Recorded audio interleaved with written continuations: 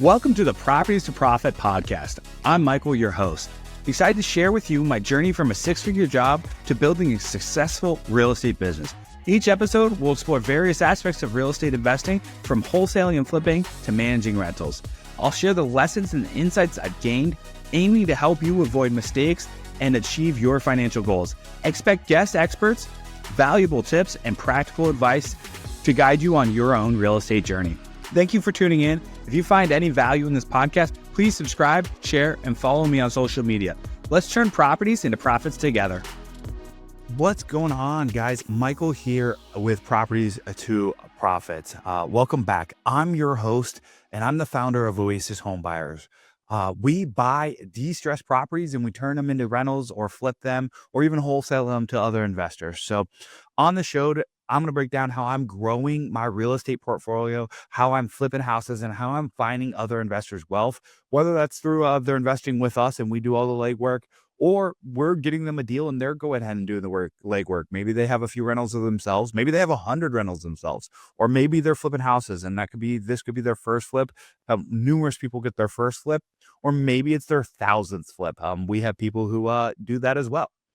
And so this is going to be more of a sales directed podcast, I think. And so what I'm going to talk to you about is what do you do if you want to sell more? And my frameworks here too, but behind this.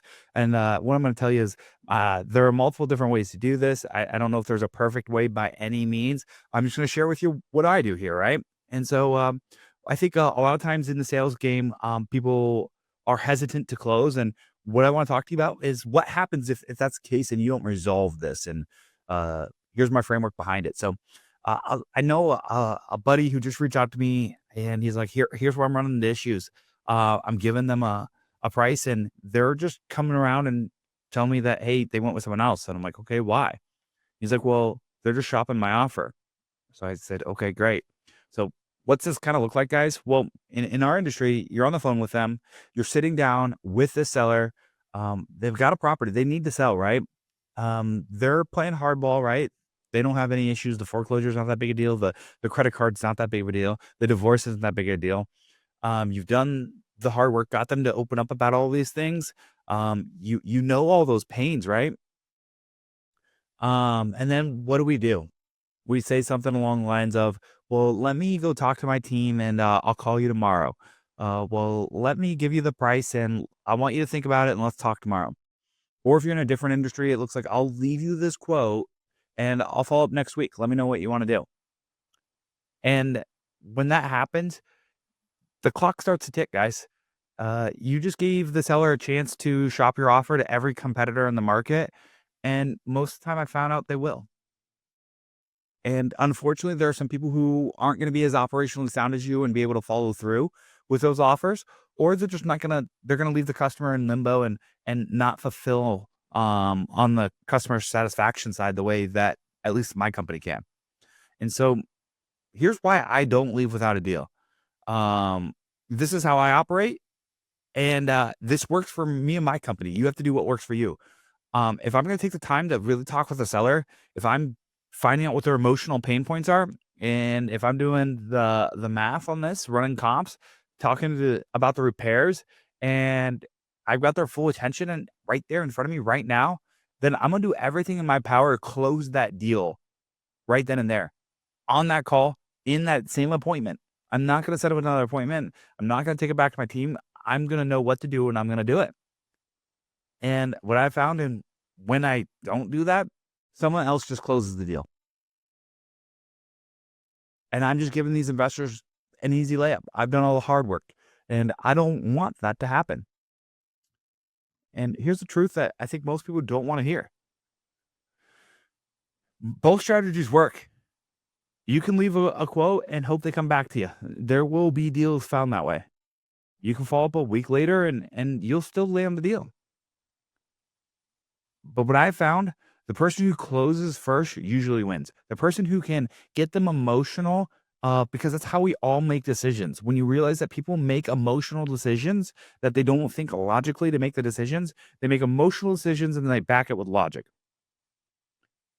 And every time you let them go, and they think about it, if they think about it looks like this: calling the seller, calling the other person whose ad they saw after yours or before yours or during yours. If you're like me, you run through a TV provider and they're calling 2 other home buyers to get them on TV. Mike's doing well. That's what's happening, right? It's the truth. That's how they make their money, right? They're not selling you some applesauce that no one else can get. Everyone else can do what you do. So they're calling their brother-in-law, see what they thinks. They Google "we buy houses" and they fill out 5 or 6 forms. They want to get everyone's offers right then. And at that point, you just become a random number in their cell phone because they didn't even save you. And it just turns into a headache for all involved. And so my framework, and I'm going to close right now. And here's how I structure that conversation, whether it's on the phone or face to face. It works either way. One, I'm going to build connection fast, and I don't rush. I don't want to waste time. At the same counter end of that, I want to find out why they're selling. I want to know what's bothering them at night. Is it the foreclosure? Is it the inheritance? Is it the divorce? I want to know if it's a vacant house that issues keep aligning or coming up. We all know that happens. Shoot, I'm in real estate and I have vacant houses that cause me issues. And when they start to open up, that's when you know that you have the opportunity to close if you keep doing your job right. And I straight up tell the seller up front, like, hey, if I'm going to get my team to give an offer today, we're going to go ahead and move forward. And I get their buy-in up front. And if I can help you today, that'd be great. And if it works for both of us, we'll move forward. And if it doesn't work for you, then I don't want to waste your time. And I know there's other people you can call too. That sets the tone that, hey, we're having a serious conversation. Not a price check, are we close, or anything like that. It's like, hey, I want to get this thing done. And then, as we know, throughout the process, objections are going to come up. Most people don't want to handle those objections. They want to set down the phone and figure out what's going on and try to get back to it.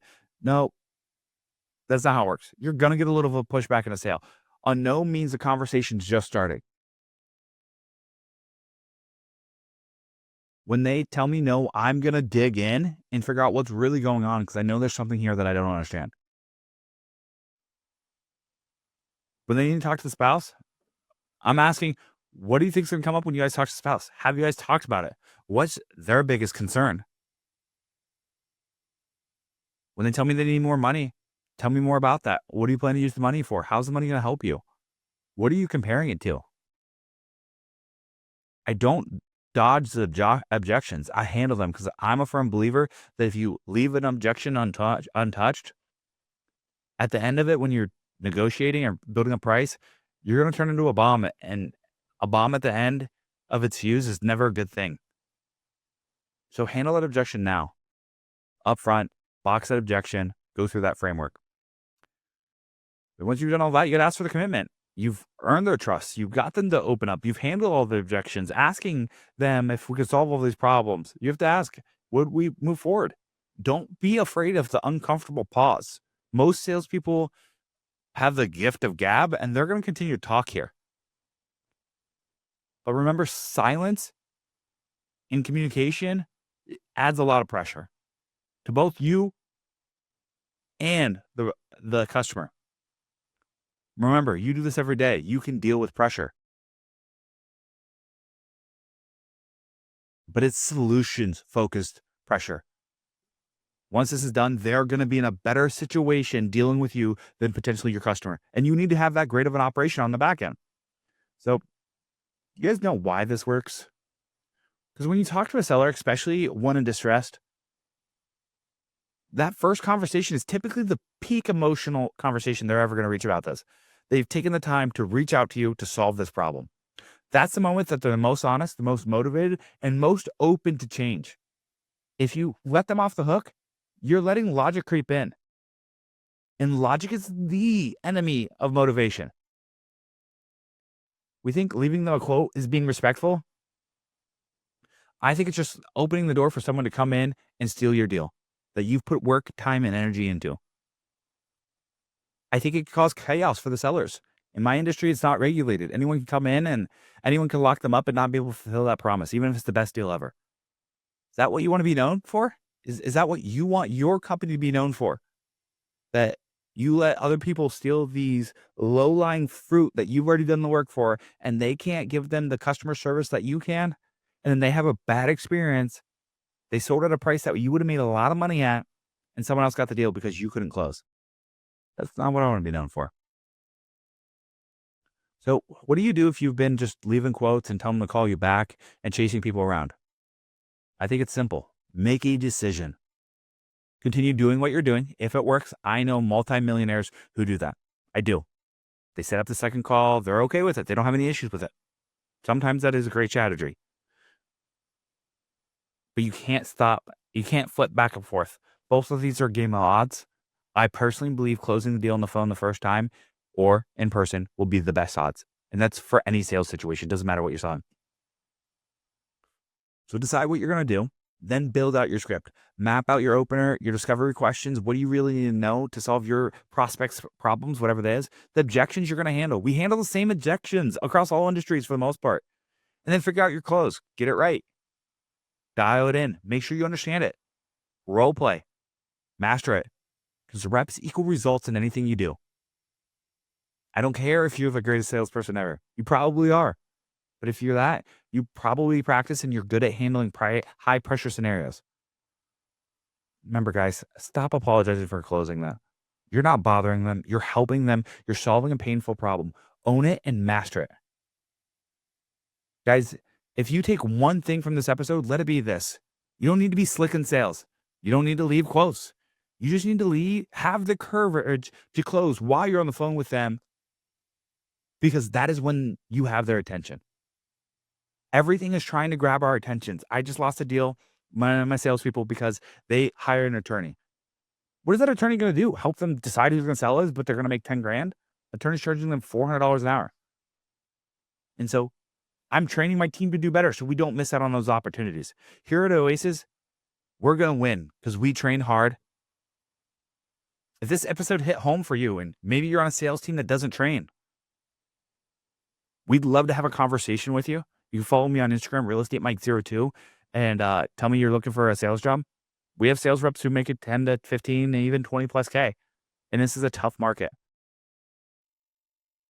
If you want to grow your sales team, I suggest you have your whole sales team listen to this so you can get better at it. But like I said, if you're a closer looking to join a winning culture, hit us up. We're looking for people who want to build the skill of sales, get better, help a lot of sellers, and be able to take home some of the profits we make off of these properties. So appreciate you guys checking in today. If you guys wouldn't mind leaving me a 5-star review wherever you listen to this, that would be great. It shows the algorithm that we're dropping good content. Let me know what else you guys want to hear. Like I said, I can't wait for the next episode. Thanks, guys. Thank you for listening to the Properties for Profit podcast. I hope you found today's episode valuable. If you enjoy the show, please subscribe and share it with others who might benefit. Follow me on social media for more updates and tips. Until next time, keep turning properties into profits.